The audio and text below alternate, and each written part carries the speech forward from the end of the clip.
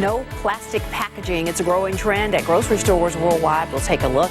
And he is the whole town's best friend. We'll introduce you to George. Plus, the fly jock Tom Joyner has landed. Mid-Morning starts right now. Good morning, everyone. A new initiative aims to help people with disabilities enter the workforce in the next 5 years. Hillary Lane has more on this life-changing program. FREDERICK STAINE is a groundskeeper in New York. Sweeping the playground and taking out the trash are just some of his daily tasks. Something to look forward, get up to, and just take pride. Lots and lots of blessings. STAINE is working full-time as part of a new initiative launched by Autism Speaks, Best Buddies, and the Special Olympics. The goal? To create 1 million new employment and leadership opportunities for people with intellectual or developmental differences, such as autism and Down syndrome, by 2025. Just coming to check in on you. As part of the program, STAINE is paired with job coach and mentor Ellen Schwager. She says this new job has been life-changing for him. Freddie's now earning way more money so he can support himself, and at this point that was important to him. He is also getting full-time benefits. Research shows hiring people with differences leads to better morale, improved products, and increased profitability. Angela Geiger is the CEO of Autism Speaks. As many as 80% of people with these differences are either underemployed or not employed at all. And this is a workforce that's diverse and ready to be employed. Do you feel like this job is setting you up for a successful future? Yes, it is. Yes, it is. Lots of people get labeled for their disabilities, but if you give people like me a chance, we prove the dollar's wrong. STAINE hopes more employers will consider hiring people with disabilities to create a more inclusive and diverse workplace. Hillary Lane, CBS News, New York. As part of the new initiative, advocates are also meeting with major employers across the country to help them understand the benefits of hiring individuals with disabilities. The zero waste revolution is gaining steam as a growing number of grocery stores are doing away with plastic. Cindy Palm reports from a shop in England that's gone plastic free. From nuts to milk to everyday spices, there's no plastic packaging here. It's Connor Benn's first time shopping at Clean Kilo in Birmingham, Britain's second largest city, but he knew he'd need his own containers. This is just an old vinegar bottle that I brought from home. Yes, this one, yeah. A vinegar bottle that will now hold hand soap. And what do you think of it?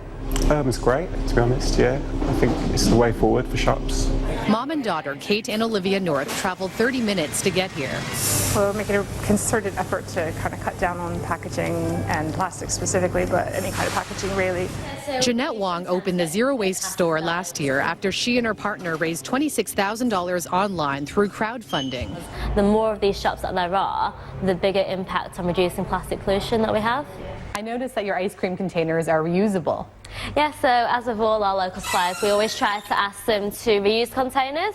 Customers don't seem to mind that some items cost more than at a big retail chain. Like every time you're buying something that's a little bit more expensive, you're sort of donating to a charity or something. You know, you're donating Yeah, to... you're kind of supporting the way you want the world to be. Yeah.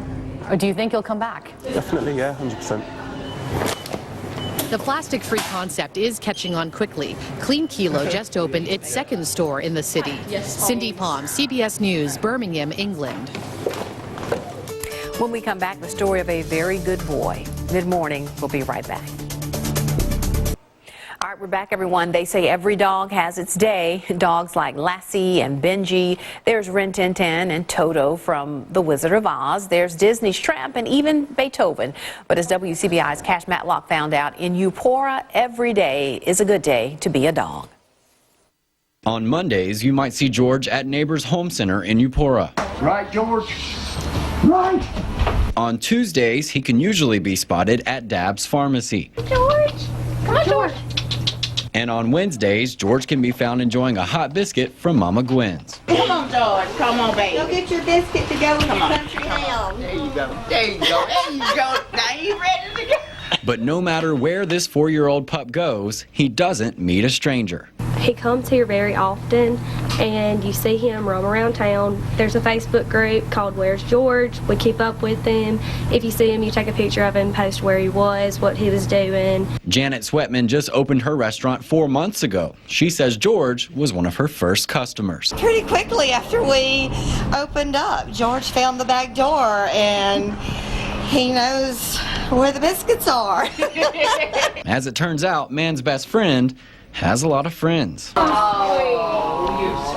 Usually once a week. He's about here in the morning a lot of times before I get here, or usually in the afternoons, but sometimes it's 2 or 3 times a week, and he sleeps out front by the front door. The George just came a family member, so all we got to say, here comes George, and there you go. To an out-of-towner, George may look like a stray, but to the folks in Eupora, that's not the case. We thought he was just a stray dog. We didn't know where he came from. Oh, we love George here. We do. We do. We love him. That he's not lost, that he is the town dog. Wherever George goes in Eupora, he's sure to be greeted with a smile, a back rub, and maybe a treat or two. Get you some ham, country ham from Mama Gwen's. Just comes around and doesn't bother anyone and visits everybody and goes on his merry way.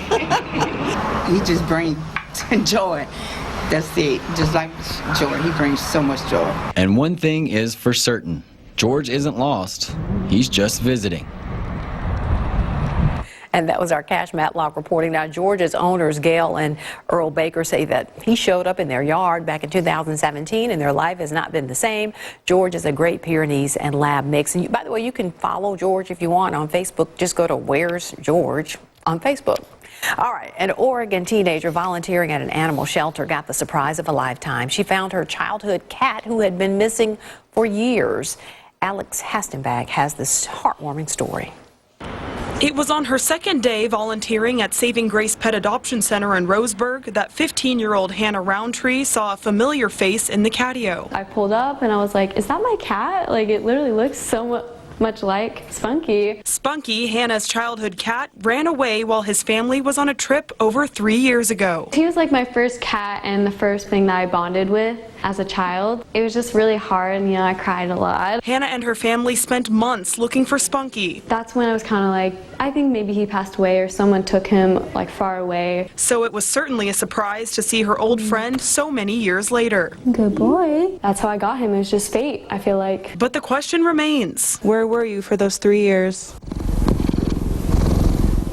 We may never know. Wendy Kang, director of Saving Grace, says Spunky was brought into the shelter in early September. He came in as a stray that had been found near the side of the highway in Winchester. Spunky was renamed Bear and put up for adoption. He quickly became a favorite. A couple took him home a few weeks later, but brought him back because he didn't want to catch mice. And so there he was, waiting for his original owner to stumble upon him. I just think that's perfect that she is able to find the pet that she was separated from here when she came to help. And Hannah says he's already adjusted to life back home. Very comfortable. I knew that he would just perk up and remember. A happy tale of 2 childhood friends reunited. I'm Alex Hassenstab reporting. Wow. Signing off, saying so long with Tom Joyner next on Mid-Morning. Welcome back, everyone. A broadcasting legend retired this past week. Tom Joyner, one of the hardest working men in show business, turned off the microphone. Joyner paved the way for many broadcasters, but as Jerika Duncan reports, his influence goes past the sound of his voice.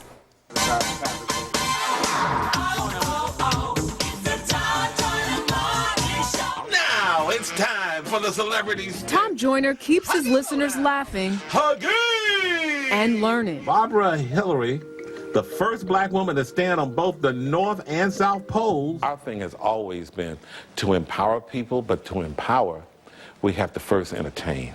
If I've got you laughing, I've got you listening. His nationally syndicated radio show hit the airwaves in 1994 with a certain audience in mind. We do a show for African Americans. That's what we do. This is just so fascinating. In 2000, Joyner discussed his influence with 60 Minutes correspondent Leslie Stahl. 1996, the election. Yeah. I've heard that you were responsible for registering 250,000 black voters. I've been given that credit. Politicians. They call you? Oh, They want to yeah. come on? Yeah. They think that if they want to reach African Americans that vote, they can come to this show. How does the message that you were talking about in 2000 resonate with 2019 as we go into the 2020 election? It was different then. I think we're more woke then than now. In 2000? In 2000. What day is it? Joyner says super serving the African American community has been the secret to his success. Don't worry about crossover. Just super serve, super serve, super serve. Anything that affects African Americans, that's what you do. Just worry about connecting to people and their needs. He was born and raised in Tuskegee, Alabama, one of many cities that helped shape the civil rights movement. I was a fat kid, and they served great food at civil rights marches. Oh my God, the chicken was good. So I'm out there protesting the fact that our radio station in this all-black town didn't play any black music. And this guy who owned the radio station, which was inside a Ford dealership, came out and said, I don't need this. I'm trying to really sell some cars. Tell you what, it's a sun-up to sundown station. Every Saturday, I'll let one of you play all the Aretha and the Temptations that you want. That's how it started. That's how it started. By the mid-1980s, Joyner earned the nickname Fly Jock. That's because he was offered 2 jobs and took both, flying between Dallas, where he did a morning show, and Chicago, where he was on air in the afternoons. How did you do that for 8 years, though? Greed.